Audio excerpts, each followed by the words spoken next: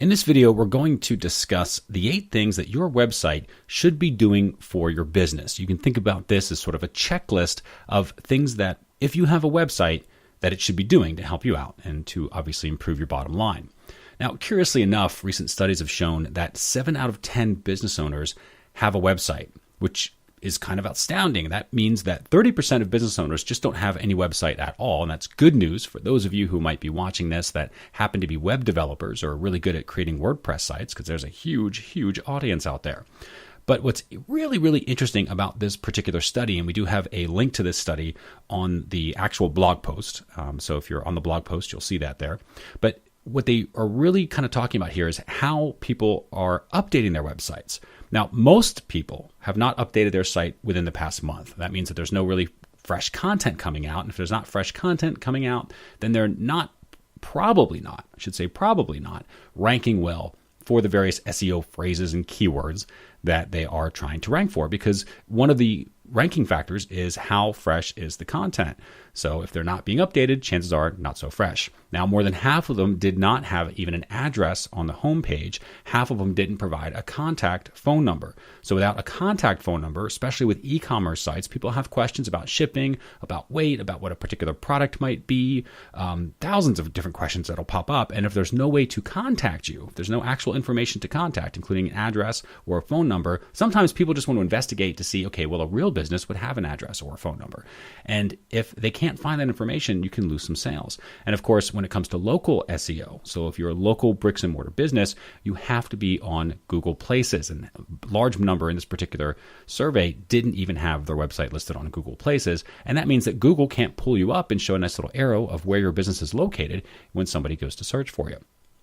This entire presentation is all about making sure that your website works hard for you, because we really don't want to let your website go to waste. So here are the 8 things. Remember, this is sort of a checklist here. This is a checklist of 8 things that your website should be doing for your business. The very first one is basically providing information. That's why people are there, right? They're coming to your site. They're trying to learn information about your products or services. So you want to make sure that you have a menu of your services. I myself have been to various restaurants where I go online if they haven't have a site. Some restaurants don't. But if I go to a site where they don't have a menu, where not even a PDF of their menu, so I can't really tell what's going on. So as a service provider, you want to make sure you've got a menu of services, a list of different locations if you happen to have locations. Business hours, a very simple thing for local businesses that have brick and mortar business hours. And of course, retailers, what would set you apart is making sure that you have really, really nice photos of your products online. So even if that's trying to drive traffic to a physical location, make sure that you're enticing them with reasons to go. And if you are an e-retailer, so you've got this e-commerce site and I can actually buy products, make sure that you have incredibly crisp, high quality photos that I can zoom in, take a look at the detail, maybe even some video rotation if you have that available to you, so that people can really get an understanding, or at least I as a buyer, potential customer, could get a really good understanding of the product it is that I'm buying, because I can't really physically hold it. But if you give me all the different angles to inspect it from, there's a chance that I will move and make that purchase. Now, the second thing your website should be doing is targeting the right audience. Obviously, it doesn't make sense to target me if you're selling tires and I don't even own a car. So your website should make sure that it's targeting the right audience, and it should also reflect the brand. So maybe you have really expensive wheels or rims that you're selling. And again, if I don't have a car, I'm not in the market. But if I do have a car, especially if I'm a younger male who tends to be that demographic, then that website should reflect that brand. It should be sort of hip and cool and have nice, great photos of the wheels and kind of maybe present what I'm going to be perceived as once I have these wheels. And when you're going through here, you want to make sure that the text that you have is concise, that it's to the point and it's targeting that audience and it's speaking to them in the proper jargon, right? Because everyone's got sort of a way of speaking about wheels and rims in this example. So you'd want to make sure that you speak to them using those same words. You want to make sure that the navigation is simple. Don't need to put too much on there. Just put what I think I'm going to need. And then ensure that the links are visible and working. This is a big one, but it is shocking how many people don't go back and test. And you know what? We're guilty of it too. We have the same problem as things change, as pages are added, as sites grow and audiences grow. The pages go from a nice, maybe 10-page, concise sort of website, and you start adding all these different pages, and then you have hundreds and sometimes thousands. Very quickly, it can be thousands of pages, and occasionally something's going to break. So it's good to go back and make sure that we're checking on links to make sure there are no 404s. You want to make sure that you streamline your graphics. Now, what this means is, and this also kind of goes with that last point there of making your pages load quickly. Now, we put that there because we're talking about mobile audiences. So if you happen to have a mobile audience, an audience that'll be viewing your products or services primarily on their phone, it's important that your site loads quickly because they are just much slower internet connections and people won't wait around as long because they have so many more distractions around them. So one of the ways to do that is to streamline the graphics and making sure that if you have a photo of something, that you are showing the proper version of it. So you're not showing this big, gigantic, high-def photo, which will take a long, long time to load, when you can just sort of squish it down to maybe a thumbnail that somebody could click on that will then link to a more in-depth photo. So that's just one way of how you might want to do that. Now, the third point here is engaging and interacting. So your website's got to be able to basically shake a hand, right? It has to be able to put out and say, hey, welcome, let's go ahead and have a chat. Let's have a conversation. So you want to make sure that the information, of course, they need to do this is available.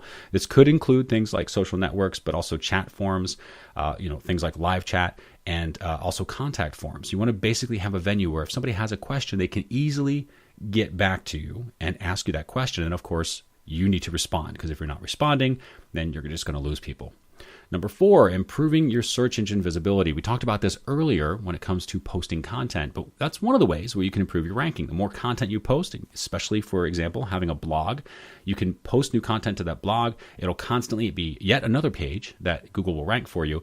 And the better that you get at that, and the more credible content that you put out, the more shareable content that you put out, the more content that people are sharing because you put it out, that's all going to help you grow into search engine rankings. So you want to make sure that you are providing that sort of presence. The 5th checklist here is providing fresh and relevant content. Okay, this goes along with the SEO, because if it's not relevant, if it's not shareable, if it's not useful, your market's just not going to care. It's going to sit there. It's going to, Google will technically count it, and they're going to put it in their big bag full of 800 billion web pages that they also have in that same bag, but no one's ever going to see it, at least not through Google. So you want to make sure that you are consistently blogging, you're focusing on a specific audience, so that you're having that conversation with the right audience.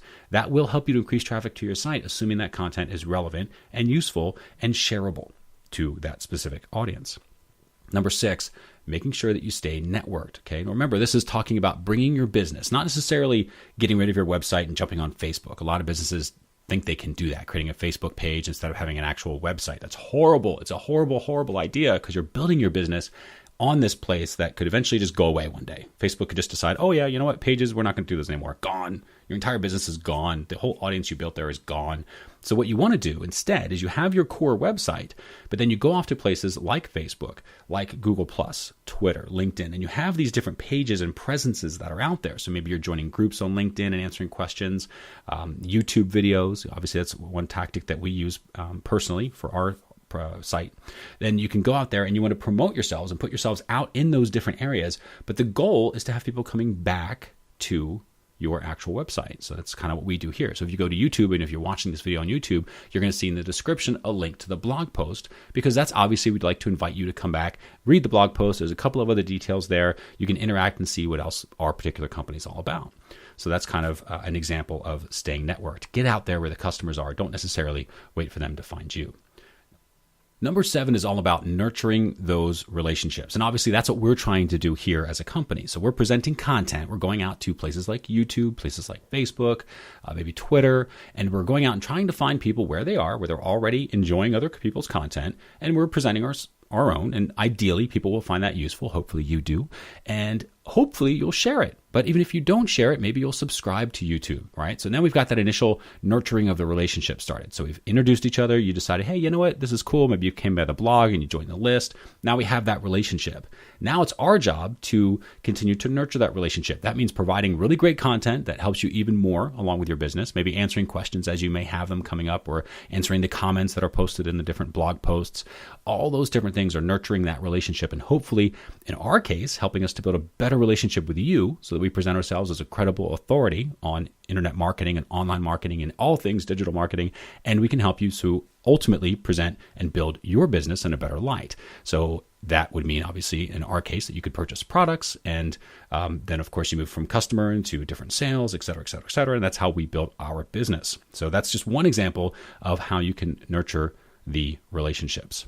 Next is let's talk about delivering the message. Now, this is all about branding. So content has to be in line with your business goals. So if we're out there and all of a sudden we start talking about stuff that is completely unrelated to marketing, I mean, completely unrelated, and it has nothing to do with marketing at all, right? So I don't even know what that would be. Maybe we talk about an article on tires, but we don't even talk about it from a marketing perspective. We're just talking about how cool tires are. It wouldn't really make sense, right? It would hurt our brand because that's not what our audience expects. So if you keep doing that, now every once in a while, maybe they'll, grant you the occasional off-topic rant. But if you keep doing that, your customers aren't going to trust you because it's a lot of maybe errors that are in this particular article or a lot of relevant information that's just not useful, and they have very limited time. So you want to make sure that you're focused on, okay, you know what? Let's provide the most useful content that we can. Let's give it to them in a level of information that they can understand, use, and implement as quickly as possible. And ideally, we try to make it fun and quick and witty and all that sort of fun stuff too, so that people will use it and share it. Next, the hack. This is the moment of time where you want to go through and say, okay, of all these different things, we have these 8 different things. What's the one thing that we can focus on right now? So the very first thing, I'd say the easiest thing, is to go through and streamline the visuals of your homepage. And the reason is, remember, this is where you go back and you look at the actual original image that you may have uploaded. And a lot of people, especially if you're using stock photos on blog sites, people will buy a stock photo, right? Or get a stock photo off the web. And it's huge. It really is. It takes up the entire size of your screen. They'll upload that into their WordPress site at that same size. And then what they'll do is they'll go in and they'll resize it in the actual blog post. Now that looks fine because the actual image shows nice and small. But what it's really doing is loading that really big image, taking up all that space and all that bandwidth, and then it's shrinking it down. So there's multiple steps that are happening, and it's taking up a lot of bandwidth. It's actually slowing down your site. So the very first thing you should do is go through and shrink those images down. You can actually search for some WordPress plugins that will do that automatically. You can then make sure that the images reflect the brand. So if you go back, and you can actually look at this on the Seriously Simple Marketing blog. Part of the reason we kept these blog posts on there was so that we could use these as an example. But when we first started out, we were testing out a bunch of different formats and techniques for what the blog post should look like.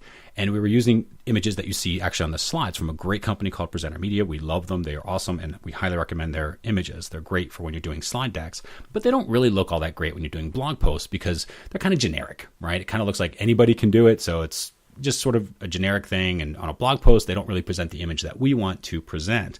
So before we actually hired a graphic designer to help us out with our images and and get that whole process streamlined, we actually created, we had these blog posts so we can kind of get an idea of the different formats. And so you can see the images. If you go way, way back in the very first post, you'll see some of those blog posts with those images. And you can look at the new blog posts that you see now versus the old blog post, and you'll get an idea of what we're talking about when it says streamline the visuals, making sure that your images are in line with the brand.